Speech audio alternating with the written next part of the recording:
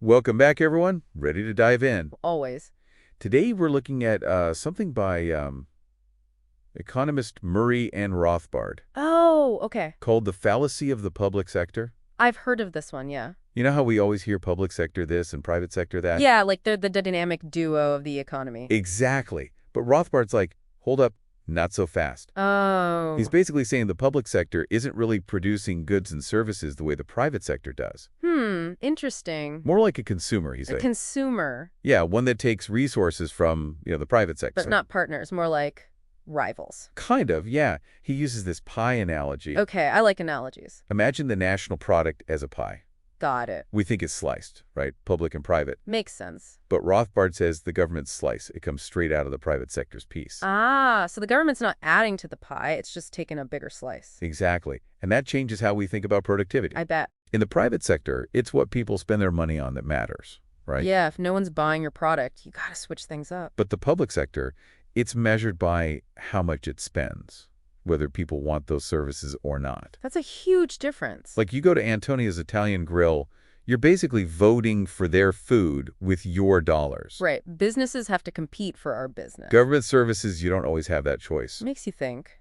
Rothbard even gives this example. Imagine the government bans cars Whoa, hold on. and says everyone has to buy buggy. Buggies, like horse-drawn carriages. Yeah, the government could then say, look, the buggy industry is booming, we're stimulating the economy. But people are stuck with buggies instead of cars. Exactly.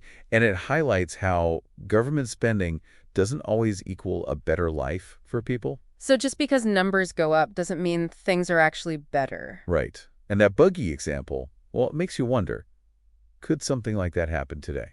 What do you mean? Like, what if the government pushed electric cars on everyone, even if the technology or infrastructure isn't quite there yet? Interesting point. Would that really be what people want, or is it the government kind of forcing its preferences? And that leads us to another key point. Government agencies, they don't have the same accountability to us as businesses do. Because businesses have to convince us to buy their stuff. Right. You don't like a government service. Well, you still got to pay for it through taxes. True, true. It's not like you can just choose not to pay for the services you don't want. And Rothbard argues that taxes are a form of coercion. Coercion. It's how the government gets its resources, not through, voluntary exchange like in the private sector. So businesses have to win us over, but the government doesn't. Basically, they don't have to prove their worth the same way. That's a big difference when you think about it. And Rothbard, he backs this up with some historical data. Oh, like what? In the early 1900s, government spending was only about 7% of the national product. The national product. Yeah, basically everything produced in the country. Okay, got it. But by the mid-1950s, government spending had shot up to over 30%. Whoa, that's a big jump. And he uses this to say, the public sector isn't exactly starving for resources, like some people claim. So the idea that the government need more and more money, maybe it's not so simple. Right. It's a complex issue with a long history. I'm starting to see why this Rothbard guy was such a big deal. He definitely makes you think differently about the role of government. Absolutely. Now, some people might be thinking, but don't we need the government for schools, roads, public safety? Exactly. And Rothbard gets that. He really does. Okay, so what's his point then? He says if private wants are so unimportant, like some people say, Yeah. then why do we always want the government to do more? That's a good question. Makes you think, right? It does. And it reminds me of another economist, John Kenneth Galbraith. Galbraith, yeah. He actually thought the private sector was too big. Really? He said we should give more to the public sector. Wow, that's a different perspective. Totally different from Rothbard. So Galbraith's saying, like, as people get richer, their own want matter less. Kind of, yeah. He thought things like education, infrastructure, social programs, those become more important. The things the government usually handles. Exactly. So Galbraith and Rothbard, two very different views on the economy. One's for shrinking government, the other's for expanding it. But here's the thing. Rothbard points out that Galbraith, Yeah. he blames advertising for making us want stuff. Oh, yeah, the whole creating artificial desires thing. Right. But then Rothbard says, hold on, doesn't the government advertise too? Oh, that's a good point. Like, you see ads for joining the military, right? Or public health campaigns. Yeah, I guess so. But it's not quite the same, is it? That's what Rothbard's getting at. With businesses, you can choose to buy their product or not. True. But government advertising, you're paying for it through taxes, whether you like it or not. Ah, so it's more like propaganda, maybe. That's what Rothbard calls it. And it all goes back to that idea of coercion. Coercion, right, we talked about that. You're forced to fund government programs, even if you think they're a waste. But with businesses, at least in theory, you get to decide where your money goes. And that freedom of choice, That's really central to Rothbard's whole philosophy. So where does he land on all this? What's the big takeaway? He basically says that making the public sector smaller is always a good thing. No matter what. He even quotes Thomas Jefferson, "That government is best which governs least." Wow, going all the way back to the Founding Fathers. And it brings us back to our own community here in Deer Park, LaPorte, Pasadena. Okay, how so?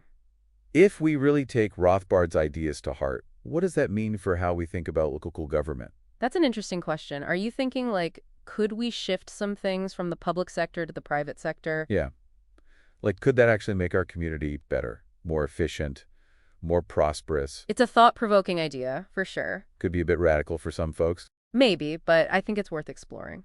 And that's where you, our listeners, come in. We want to hear what you think.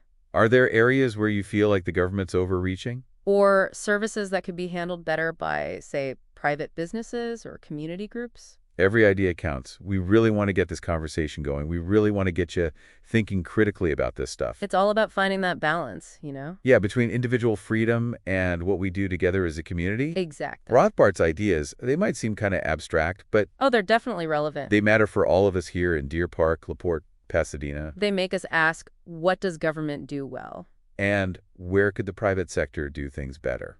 Or maybe even, where can we do things better as a community? And that's really what Think and Act Locally is all about, right? Getting people involved, making a difference right here at home. We believe real change starts locally. Absolutely. So as you're thinking about all this, about the public sector, the private sector, the role of government, Yeah. ask yourself, what can I do today to make things better? That's the key question, isn't it? Maybe it's supporting a local business. Instead of that big chain store down the road. Or volunteering at a community organization. Or even just starting a conversation with your neighbor. About these issues. Because every little bit makes a difference. It really does. We want to hear from you. Head over to our website, thinkandactlocally.com, and let us know your thoughts. How can we put these principles into practice right here in our community? Share your ideas. We're listening. We'll be reading all your comments. And who knows, maybe we'll feature some of them on a future episode. Because at the end of the day, Yeah. it's up to all of us to shape our community. That's a great point to end on. Thanks for joining us on this deep dive into the ideas of Murray Rothbard. Always a pleasure to explore these topics with you and with our amazing listeners. You can find a link to Rothbard's full article in the show notes. Definitely check it out if you want to dive even deeper. And if you found value in today's episode, consider supporting our show. Yeah, help us keep the lights on and the conversations going. You can donate at thinkandactlocally.com. Donate. Every contribution helps. Until next time, keep thinking and acting locally. And we'll see you then. CHEII.